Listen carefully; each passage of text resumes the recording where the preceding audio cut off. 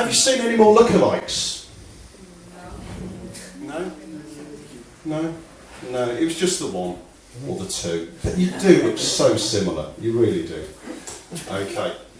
We have a Welsh comedian with a double-barrelled name next. Now, how pretentious is that? You can't get worse than that. Oh, by the way, it's not going to be me going, oh, hello. It's not, no. It is actually somebody different to me this time. This is a man I've admired for many months. He's building up quite a portfolio. Every time he comes on, he causes a real stir. He's absolutely brilliant and hilarious. Please welcome the magnificent, is that what we agreed on? Yeah, the magnificent Dillon-Cambridge!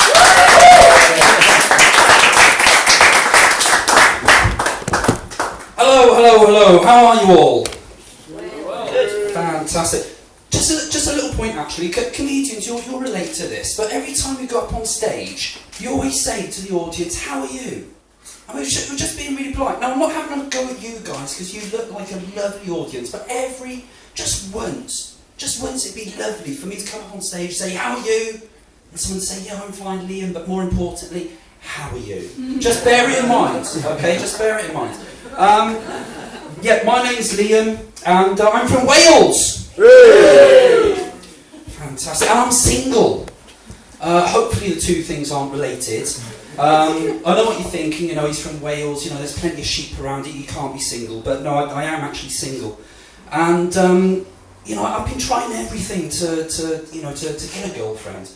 I've done the internet dating thing. I've gone online and actually found a website that specialises in finding a Chinese wife.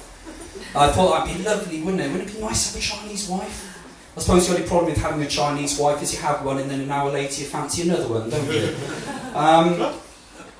Then again, maybe I should get two Chinese wives. Then again, my mum always said two wrongs never make a right, so I don't know.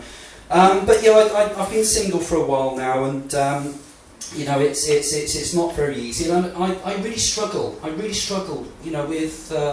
With people of the fair sex. I really struggle with women, so I don't understand them. I don't know if it's a Welsh thing. I don't know if we're just, genetically inclined not to understand women. For example, I had a girlfriend, and she kept saying to me, Liam, I love Paris. I'd love to go to Paris. She said, it's the most romantic city in the world. If you loved me, you'd surprise me, you'd take me to Paris.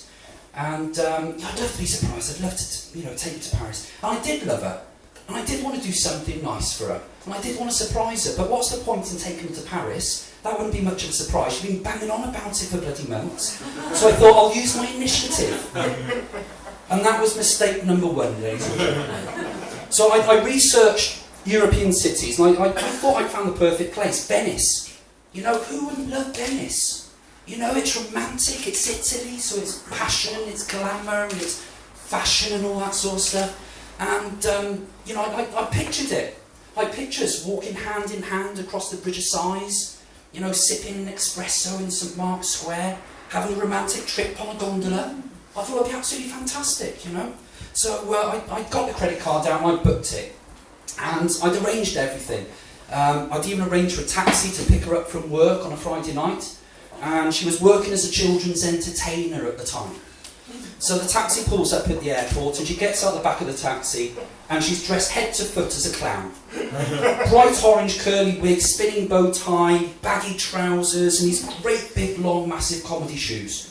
And she got out the back of the taxi, and as soon as she got out the back of the taxi, another 15 clowns got out the back of the taxi as well. Good job they did. As soon as the last one got out, all the doors and the wheels blew off. Such a professional, always taking her work home with you. It's one of the reasons I loved her. And she ran up to me. I'm waiting outside the airport. I've got a bunch of flowers. And she bent down to smell the bunch of flowers, and the jet of water hit her in the face. She loved that. And I didn't want her to see where we were going. So I put a blindfold on her and I led her through the airport and we checked in, and I thought, you know what, I need to get some cigarettes, so I thought we'll go to duty free. And that was mistake number 2. Because of course she's in a blindfold, she couldn't see anything, could she? So she's crashing into everything, bottles of perfume going flying, bottles of Drambuie. She put one of her comedy shoes through a flat screen television in Dixon's. You know, I've never understood that, have you? Why do they have a branch of Dixon's in an airport? You know, buying a large screen television isn't exactly an impulse purchase, is it? You don't suddenly decide, right, I'm going on holiday, now's exactly the time to buy a plasma telly. We'll buy it, we'll get it on the plane, take the fucking thing skiing for 2 weeks, bring it home again. I mean, they sell some shit in airports, don't they? You know, there's always a shop in an airport that sells suitcases. In an airport. When's the last time you went on holiday and suddenly thought, do you know what, I forgot to bring a suitcase with me. Darling, I think I've forgotten something. Right, have you got the tickets? Yeah, I've got the tickets, they're here. Right, what about the traveller's checks? Yeah, got the traveller's checks, they're here. What about the passports? Yeah, I've got the passports here. Do you know what, I think it's fine. We'll just get our piles of neatly folded clothes, we'll put them on the conveyor belt, we'll check in. Do you know what, if only there was some kind of receptacle. You know, it just drives me absolutely barney. But we got on the plane, and we landed in Venice, and it was an absolute disaster. It was awful, the weather was crap, the hotel was rubbish. We couldn't afford to go out and eat anywhere, so I'd spent all the money paying for the breakages and duty-free. We went on a gondola, but that sank. And apparently it's really hard to swim in a Venetian canal when you're dressed as a clown. And we got back home, we didn't talk for weeks. You know, it's an absolute disaster. In the end, she gave up, and she got a new job, and she moved away. And she got a job as a deep-sea diver in the oil rigs in the North Sea. And she only came home about every 4 weeks, and you know, we slowly started to get things back on track. And I really wanted to make up for the whole Venice debacle, you know, so I still had feelings for her. I wanted to try and be romantic. So I thought, what I'm going to do, I'm going to surprise her. I'm going to do it. I'm going to book this surprise weekend in Paris. You know, it's what she's always wanted. I'm going to do it. So I got the credit card out again, and again, I'd arranged everything. You know, I'd arranged her another taxi to pick her up from work on a Friday night. And I know what you're going to say.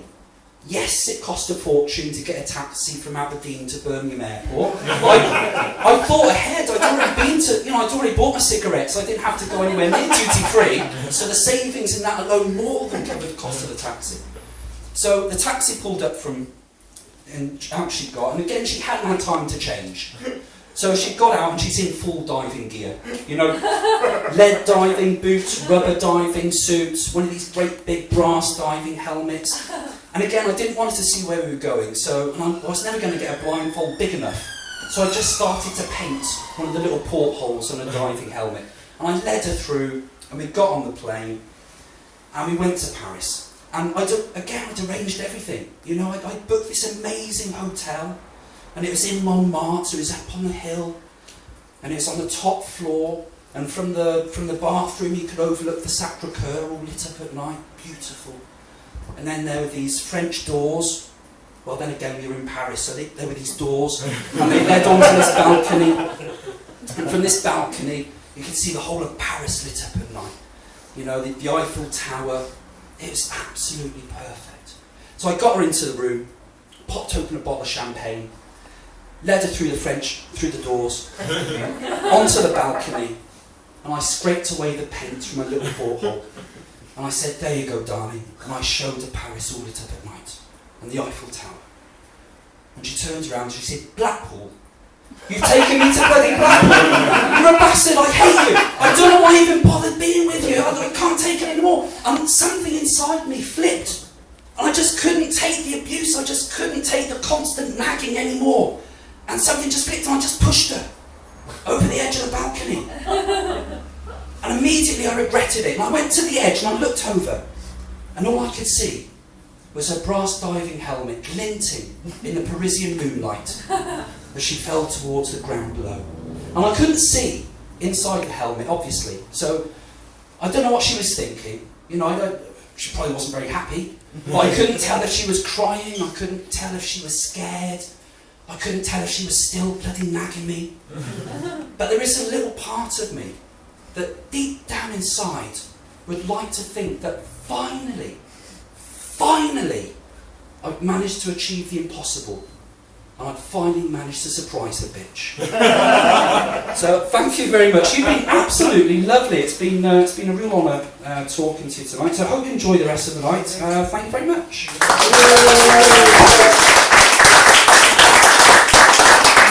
Liam, Dillon-Cambridge! Thanks, Liam.